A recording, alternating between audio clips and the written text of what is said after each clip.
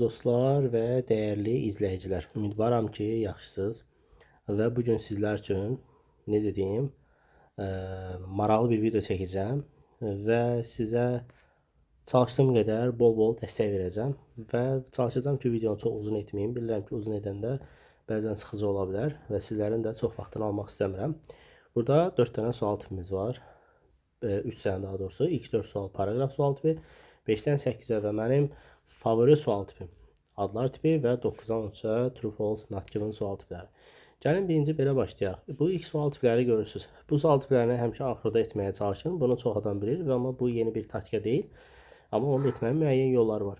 Adlar tipini gördünüzsə, mən sizə qısa və konkret adlar tipindən məsləhətim heç bir tərcümə etmədən cavab tapmalı. Bunu necə göstərəcəm sizə. 9-dan 13-ə isə true false not given-də. Buradan da başlaya bilərsiniz adlar tipindən də. Amma mən bütün tələbələrimə həmişə deyirəm ki, çalışın ki, adlar tipindən başlayın. Məsələn, biz mətni oxuya da bilərik. Yəni, heç bir problem yoxdur. Amma mən mətnə çox da oxumağa məsləhət eləmirəm. Burada illəri, adları sadəcə baxdınızsa kifayət edəyədir. Adları başlayanda sualla başlamırsınız. Sırf adını özü ilə başlayırsınız. Birinci adımız Edmund adıdır. Biz bunu, Edmund adını ümumiyyətlə baxtarıb tapmalıyıq. Ola bilər bir neçə yerdə ola bilər, amma biz qarşımıza çıxan ilk adı dəyərləndirəcəyik. Burada fikir versəz, necə deyərlər, Edmund adı var. Və bunun burada bir cümləsi, bu cümlə, bir də bu cümləsi onun özünə aid olan cümlələrdən biridir. Mən baxdıram ki, bu Edmund adında olan açar sözləri baxmaq istəyirəm. Baxıram ki, burada extraordinary hissələrdən söhbət edir. Baxıram ki, burada məsələn, observed a transit ifadəsi var. Innermost ifadəsi var. Sonra müxtəlif hündürlüklər məsələsi var. Tərcüməyə qaçmaq istəmirəm. Günəşə olan məsafədən söhbət gedir, müxtəlifliklərdən söhbət gedir və s. və yaxud da astronotlardan söhbət gedir. Burada hesablamadan söhbət gedir. Difference hissəsi var, observation, observers, position ifadəsi var və burada açar sözləri götürürəm. Birinci 5-ci sualdan başlayıram. Burada baxıram ki, burada Venusla bağlı və accuracy ilə bağlı heç bir məlumat vermir. Observationlar var, distance var, amma ümumiyyətlə o digər hissələr olmadığına görə bunu götürə bilmirəm. 6-ya gəlirəm. Burada fikir versəz, bunun müəyyən distans məsafəsi var. Günəşlə ayla, ay da deyirəm, çox üzrü sayın.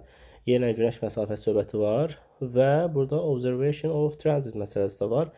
Çox tələbələr deyir ki, müəllim, burada müqayisə söhbəti var axı. Müqayisə yoxdur axı. Bəs onu biz necə tapa bilərik? Əslində müqayisə söhbəti var. Məsələn, burada müxtəlif fərqliliklər məsələsi var. Observations pozisiyasında müxtəliflər məsələsini əslində buna uyğunlaşdıra bilərik və baxırsınızsa heç bir tərcümə etmədən bura cavab olaraq A variantını necə deyərlər götürə bilirik. Cavab nə oldu? A. Heç bir tərcümə yoxdur. Çox qısa və konkret şəkildə cavab tapıram. Növbəti isə Kepler hissəsidir. Bunu axtarmağa çalışıram ki, görüm hardadır. Məsələn, elə C variantına gedəndə, C variantında belə bir cümlədə Kepler ifadəsini verir.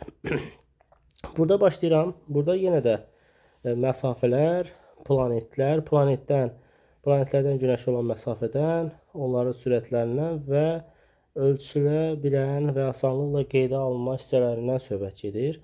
Və yenə də burada açar sözlərlə götürdükdə, burada yenə deyirəm, 5-ci sualı götürə bilmərəm. Düzdür, qalan hissələr uyğun ola bilər, bura qədər. Baxın, bu hissədən bu hissəyə qədər uyğun götürə bilərəm. Amma baxıram ki, gedib. 6A gedib, dəqiqləməsi ilə bilirəm ki, gedib. Ona görə də heç ona baxmağa belə ehtiyac yoxdur. Mən fikir versəz, burada baxıram ki, günəş, məsafə, planet. Baxıram ki, burada avtomatik olaraq 7-ci suala nəyə götürəm? B-ni götürə bilərəm. Amma deyə bilərsiniz ki, mən 8-ə də baxaq. Burada enable məsələsi yox idi. Məsələn, və adlar tipində sizə bir dənə də strategiya deyim. Çox vaxt axıra qalan 2 addan biri çətin olur. Ona görə də məsləhətim sizə D-ni tapın, sonra C-ni tapın. Hansısa birini tapsaz, o birisinə rahat şəkildə cavabı qoymuş olacaqsınız. D-ni tapmaq istəyirəm. Johan adını tapmaq istəyirəm. Görək hardadır. Baxırıq, bir yerdə baxırıq. Heç bir yerə baxmırsınız. Baxın, görün burada hardadır? E-də yoxdur. F-də baxaq. Mən sizə buraxmışam. Baxın, görün burada belə bir hissə var, yoxsa yoxdur. Məsələn, baxıram ki, 5-də. Məsələn, burada baxıram. Fikir versəz, yoxdur. Bunu sizə buraxıram. Baxın, bir-bir çevirirəm. Sizcə harda verilib, necə verilib? Baxa bilərsiniz. Məsələn, burada Johan Franz'ın adı var. Avtomatik olaraq görünür. Və fikir versəz, onun cümlələri də var burada. Gəlin baxaq. Johan adı burada F variantında rahat şəkildə verilib. Baxaq. Deməli, burada fikir versəz, burada müəyyən hesablamalardan da söhbət gedir. Bu 5-də də, 8-də də hesablamaları görürük. Açıq-aşkar görə bilirik bunu. Və mənim də burada belə bir hissə var ki, mən burada belə bir hissəni gördüm. Dəqiqlik məsələsi. Bu mənə avtomatik olaraq göstərir ki, bunun arasında olan müəyyən hissələrdən, dəqiqliklərdən, deyək ki, accuracy ifadəsidir. Baxıram ki, burada var. Amma burada unable ilə bağlı hər hansı bir hissəni görə bilmirəm. Və ona görə də cavab nədir? 5-ci sualda D variantıdır. Bu yazdığım sualları isə sizlərlə axırda yoxlayacağım. Avtomatik olaraq 8-ə dənə götürürük. Baxaq, 8-ə dənə götürəcəyik C variantını. Cavabı tapmış olur. İndi buradan da 1-2 sualı izahlayıb, yuxarıda bir sualı izahləmək istəyirəm. True false-ları işləyəndə həmişə diqqətli olun. Çünki true false-ları işlədikdən sonra bu sualları işləmək sizin üçün rahat olacaq. Gəlin bir sualı sizə qısa bir primer çəkə bilərəm. Məsələn, mən bu sualı bayaq işləyəndə belə bir hissə var idi. Burada müəyyən bir hissələrimiz var və astronomer ifadəsidir, nə bilim, distant məsafə hissəsi, stars ulduzlardır, from the earth yerdən məsafə məsələsidir. 13-cü sual olduğuna görə avtomatik olaraq nə edirəm? 13-cü sualı həmişə axırda axtaracam. Bu da gəldi, görürəm ki, burada həmin eyni sualın ta özü burada verilib. Deməli, bu sualın cavabını mən artıq, məsələn, true tapıram. Düzdürmü? Məsələn, bunun cavabını true tapdım deyək ki. Məsələn, gəlin mən sualları işləyəndə, mən baxıram ki, aha, burada deməli, bu hissə ilə bağlı məlumat var idi. Mən bunu bayaq hardasa oxumuşdum. Və avtomatik olaraq F variantı oxuduğuma görə cavabı nə götürəm? F götürəm. İndi gəlin sizlərlə bunu yox. İkinci sualı 5, 6, 7, 8 və 13-cü sualı tapdıq. Görək yazdıqlarımız düzdür, yoxsa səhvdir. Baxaq. Birinci sual tapmışdım, 5, 6, 7 tapmışdım, 8 tapmışdım və 13-cü tapmışdım. Digərlərinə dəymədim. Və avtomatik cavabımız nə oldu? Baxsaz, 6 düzümüz var. Məsələn, geri qayıdıram. Məsələn, burada digər suallarımız da var idi. Bunlar da istəsəz işləyə bilərsiniz əslində.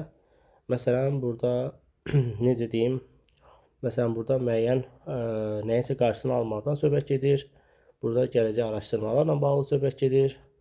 Burada Venusla bağlı və müəyyən physical state-lərlə bağlı söhbət gedir. Artıq, məsələn, bu sualları işləyəndə siz artıq onun müəyyən qədər formativini əldə edəcəksiniz.